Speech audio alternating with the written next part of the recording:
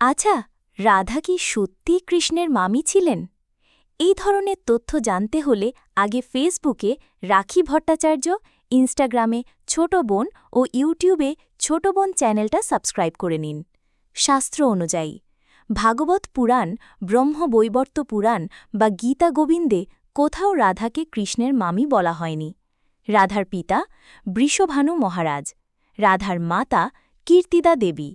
কৃষ্ণ জন্মেছিলেন মথুরায়, পরে পালক পিতামাতা নন্দরাজ ও যশোদার কাছে বড় হয়েছিলেন।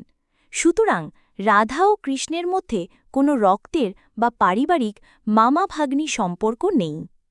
তাহলে মামি কথাটা এলো কোথা থেকে? ১.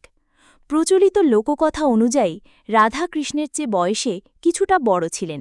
আমাদের গ্রামীণ সমাজে বয়সে বড় মহিলাকে স্নেহভরে মামি বলে ডাকা হতো।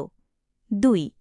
ব্রজভূমির পদাবলী, কীর্তন আর গানগুলোতে রাধাকে কখনো মামি বলা হয়েছে মজা করে বা স্নেহ দেখাতে।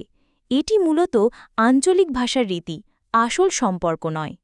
৩.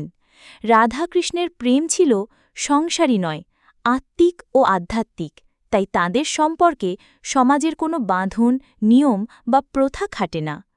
মামি শব্দটা সেখানে কেবল প্রতীকী বা লোকরসের অভিব্যক্তি, সত্য নয়। সুতরাং ১. রাধাকৃষ্ণের সম্পর্ক আসলে আত্মা ও পরমাত্মার মিলন। ২.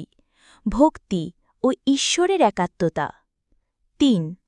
প্রেমের এমন এক রূপ যা সব সামাজিক সীমার বাইরে। তাই রাধা কৃষ্ণের মামি নন, তাকে মামি বলা শুধু লোককথার রসিকতা আর আঞ্চলিক প্রথা, শাস্ত্রীয় সত্য নয়।